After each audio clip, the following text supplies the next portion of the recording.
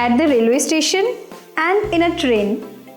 Railway station पर और रेलगाड़ी में। माफ कीजिए, पूछताछ काउंटर कहाँ है? आरक्षण काउंटर कहाँ है?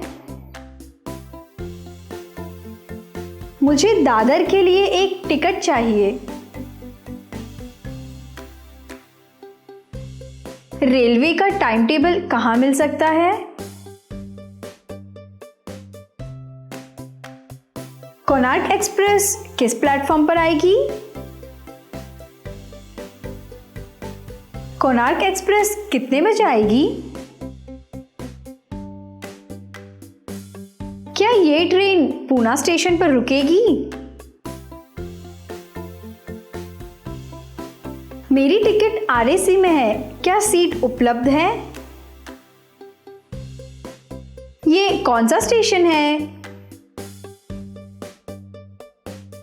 टिकट रद्द करने की प्रक्रिया क्या है?